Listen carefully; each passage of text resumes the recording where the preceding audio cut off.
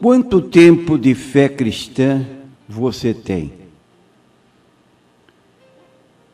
Efésios, capítulo 4, versículos 11 até o 14, lemos o seguinte: E Ele mesmo, Jesus, deu uns para apóstolos, e outros para profetas, e outros para evangelistas, e outros para pastores e doutores, querendo o aperfeiçoamento dos santos para a obra do ministério, para a edificação do corpo de Cristo, até que todos cheguemos à unidade da fé e ao conhecimento do Filho de Deus, a homem perfeito, à medida da estatura completa de Cristo, para que não sejamos mais meninos inconstantes, levados em roda por todo vento de doutrina, pelo espírito dos homens que com astúcia enganam fraudulosamente. A pergunta que levantei como título da nossa mensagem desta hora: quanto tempo de fé cristã você tem? Porque há dois lados a considerar como resposta a esta pergunta. Se você for um crente novo na fé, se você recebeu recentemente o Senhor Jesus como seu Senhor e Salvador pessoal, você deve estar gozando de uma experiência que para você é nova. E esta experiência é apontada na Bíblia, que também leva outros seres espirituais, como os anjos, a sentir alegria pela tomada de posição que recentemente você tomou. No capítulo 15 de Lucas, e versículo 10, Jesus disse: há júbilo diante dos anjos de Deus por um pecador que se arrepende. Então, essa alegria que invade o coração de uma pessoa nova na fé, pelo seu novo relacionamento com o Senhor Jesus Cristo, é também participada por seres angelicais que tomam conhecimento dessa decisão de um pecador se arrepender. Não se sinta ofendido pela expressão ou pela palavra pecador, porque esta condição é geral. Somos pecadores. Está escrito em Romanos, capítulo 3, versículo 23.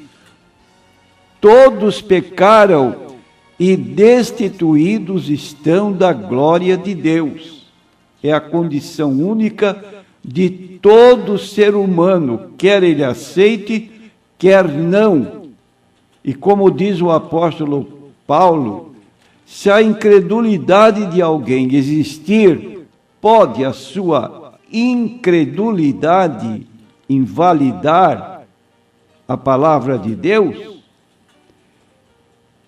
Certamente que não. Então, como um novo cristão, é muito importante que você reconheça sua necessidade pessoal de não permanecer por muito tempo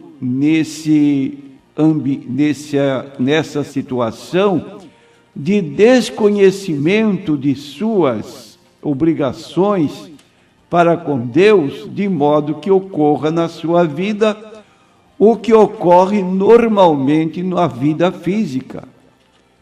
Nascemos bebês e, à medida que vamos nos alimentando, vamos crescendo fisicamente, e também chega o tempo quando crescemos intelectualmente, da maneira como Jesus, em Lucas 2,52, crescia em estatura, em sabedoria, crescia assim de modo que nós dizemos fisicamente, intelectualmente e espiritualmente.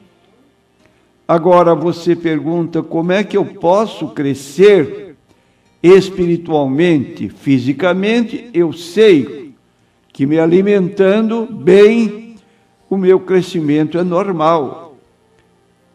E o apóstolo Pedro, então, nos vem em auxílio e recomenda, na sua primeira carta, no capítulo 2 e no versículo 2, o seguinte: desejai ardentemente, como crianças recém-nascidas, o genuíno leite espiritual, para que por ele vades crescendo para a salvação.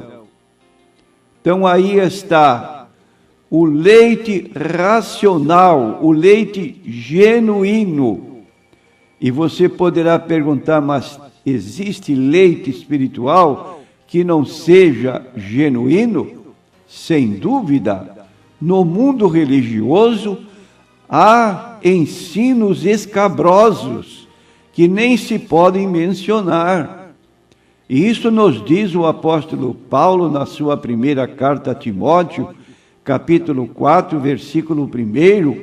O Espírito expressamente diz que nos últimos tempos alguns apostatarão da fé, dando ouvidos a espíritos enganadores e a doutrinas de demônios. Já pensou você comer um alimento estragado, desconhecendo, e vir a sofrer fisicamente? O mesmo ocorre no sentido espiritual.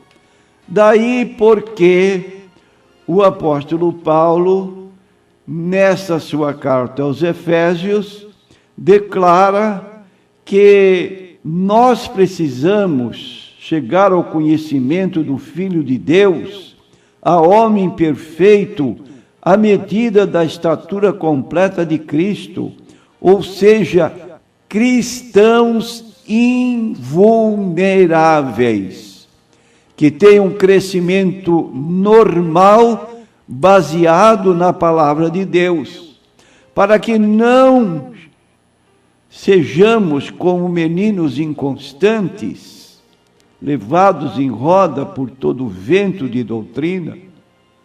E aí está o problema que nós queremos dizer a você, que siga a orientação da palavra de Deus no que concerne a leitura de livros religiosos, porque, sendo um crente novo, tem aquele anelo por conhecer melhor as coisas de Deus e, às vezes, não se limita apenas à Bíblia Sagrada, mas começa a receber literaturas que podem vir de parentes que não têm a mesma fé em Cristo, de amigos, de colegas de serviço e de pessoas que eventualmente podem bater à sua porta com um rosto sorridente, como se fossem amicíssimos, querendo apresentar alguma coisa nova, boa, que você desconhece.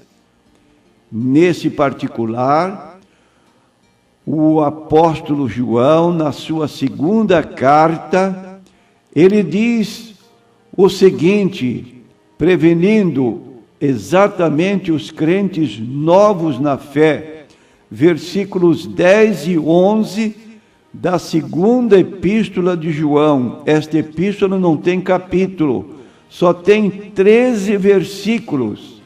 E nos versículos 10 e 11, o escritor diz o seguinte: se alguém vem ter convosco e não traz esta doutrina, não o recebais em casa, nem tampouco o saudeis, porque quem o saúda tem parte nas suas más obras. É uma advertência muito solene, para que não sejamos enganados. Olhe o que este mesmo escritor, João, na sua epístola, diz no versículo 7: porque já muitos enganadores entraram no mundo, os quais não confessam que Jesus Cristo veio em carne. Esse tal é o enganador e o anticristo. Olha que problema seríssimo. Se uma pessoa não confessa que Jesus Cristo veio em carne, como declara a Bíblia Sagrada em Mateus capítulo 1, versículo 23, falando do nascimento de Jesus, diz que ele recebeu o nome de Emanuel. Emanuel. Emanuel está traduzido na Bíblia, Deus conosco. Isto significa que no princípio era o Verbo, ou seja, Jesus era eternamente, o Verbo estava com Deus, o Pai, como pessoa distinta, e o Verbo possuía a mesma natureza do Pai. O Verbo era Deus. E no versículo 14 do Evangelho de João,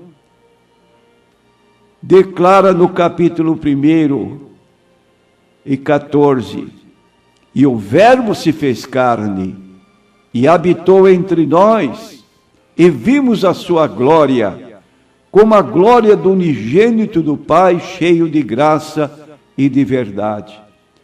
Então, prezado ouvinte, dedique-se ao estudo da palavra de Deus. Na palavra de Deus você vai encontrar que as nossas tendências pecaminosas da nossa natureza humana são expostas na Bíblia Sagrada com muita clareza e somos advertidos a fugir daquilo que contamina e afasta o homem de Deus. Para que isto ocorra, é preciso que nós tenhamos uma leitura frequente da Bíblia Sagrada, a tal ponto que nós a memorizemos, para que no momento em que não estivermos com a Bíblia na mão, saibamos mencioná-la corretamente, de modo a podermos nos orientar por ela. Salmo 119.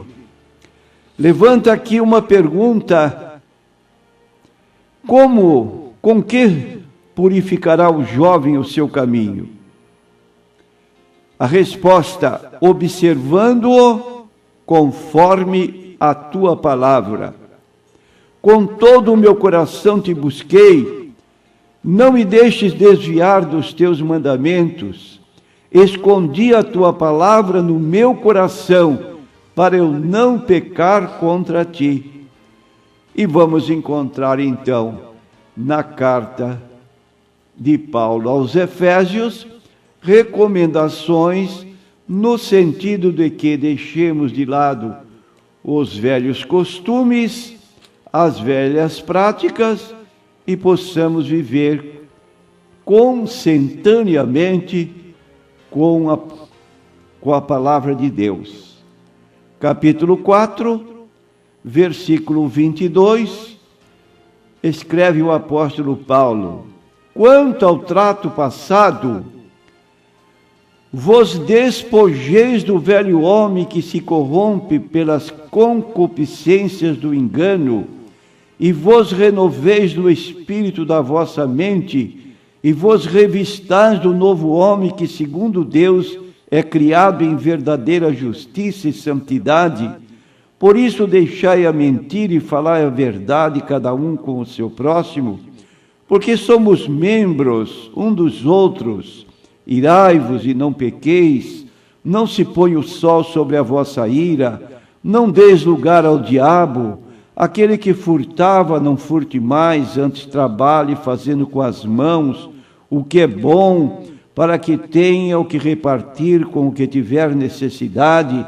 Não saia da vossa boca nenhuma palavra torpe, palavra obscena, mas só que for boa para promover a edificação, para que dê graça aos que a ouvem.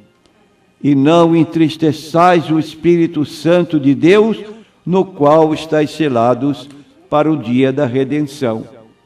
Aí, prezados ouvintes, estão alguns dos ensinos de Paulo na Bíblia Sagrada, para que nós tenhamos um progresso, um conhecimento da verdade bíblica e possamos assim cada vez crescer, estar edificados, não sermos vulneráveis e levados em roda por todo o vento de doutrina por homens astuciosos. Então, com a Bíblia Sagrada, nós temos 3 recomendações para com ela.